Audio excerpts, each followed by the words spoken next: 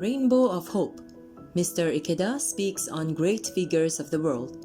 Activist for human rights, Dr. Martin Luther King Jr. On 28 August 1963, more than a half-century ago, a young man cried out, "I have a dream," to 250,000 people gathered in Washington, D.C., the capital of the United States.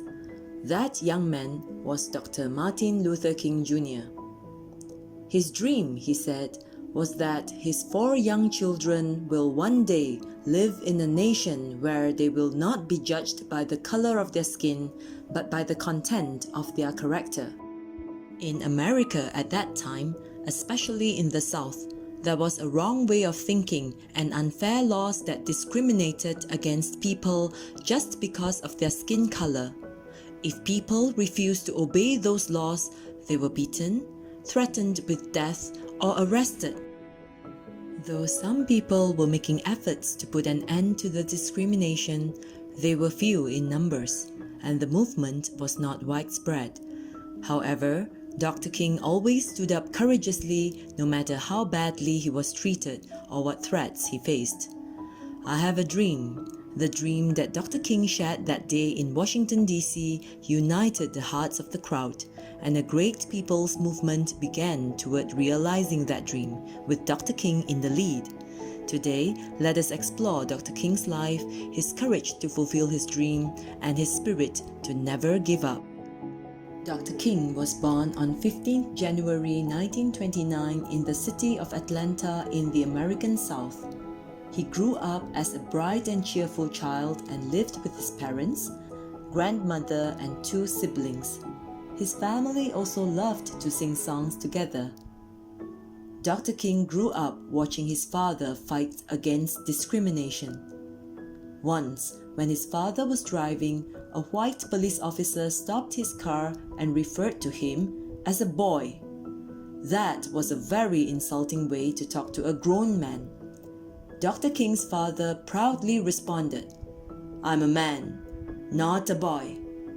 His father's anger at being disrespected made a deep impression on Dr. King. Human beings are all different from one another. There are no 2 people who are the same. Our differences make us special and unique. That is why it is absolutely wrong to make fun of someone for being different. If you can value and respect other people's differences, you will be treated with respect. By making an effort to learn about each other's differences, we can broaden and enrich our lives. Dr. King studied very hard and eventually went away to university and graduate school, receiving excellent grades. However, though all sorts of opportunities were being offered to him, he chose to return to the South, to a community where many people were suffering from discrimination. He wished to work there and help others. He was 25 years old. One day, an incident occurred in Montgomery, Alabama, shortly after Dr. King started working there. An African-American woman, Mrs. Rosa Parks, got on a bus and sat down. The driver told her to stand up and move to the back of the bus so that a white passenger could have her seat. She said no and was arrested for refusing. For a long time, many African American people thought that it was impossible to put an end to such discrimination. But when they learned of the woman's arrest, they rose in protest. They refused to ride any of the buses that discriminated against them. This was the start of the famous Montgomery bus boycott. Dr. King became the leader in this protest, and he encouraged those who walk long distances to their workplaces instead of taking the bus. One elderly African-American woman proudly declared when offered a ride by a sympathetic passerby, "My feet are tired, but my soul is at rest." Some of those involved in the protest were beaten by the police, but Dr. King and his followers encouraged one another, singing songs. They knew that to respond to violence with violence would only lead to more violence, and that would not solve anything.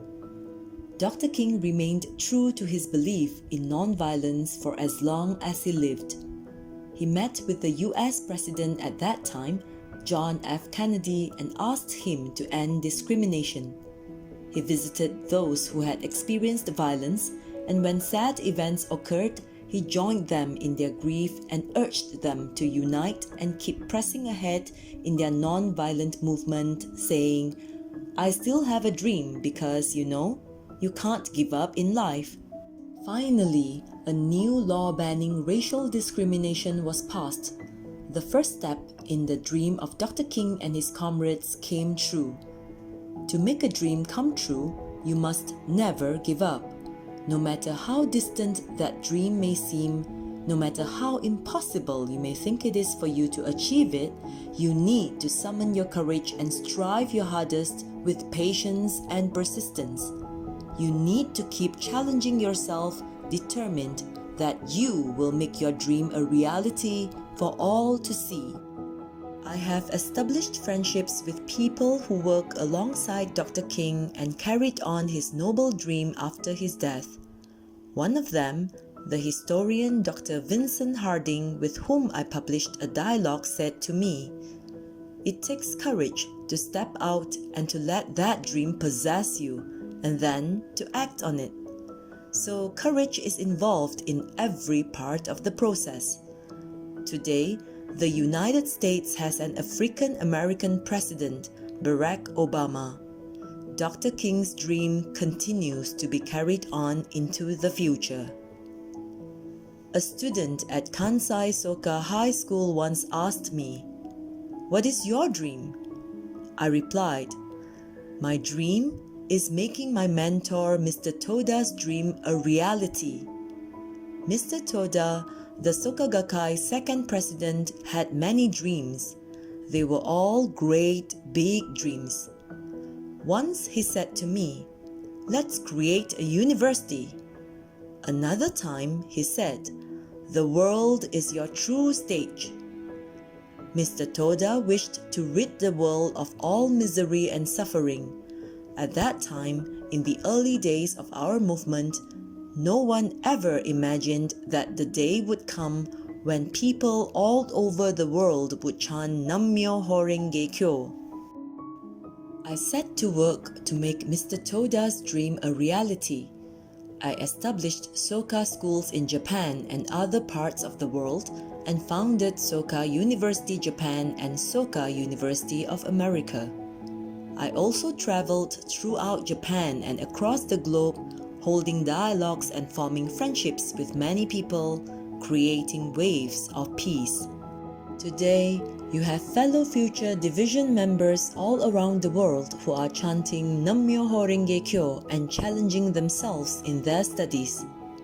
Your parents and family, as well as your fellow members in your local organization, men's and women's division and youth division members, are encouraging and supporting you as you strive to make your dreams come true.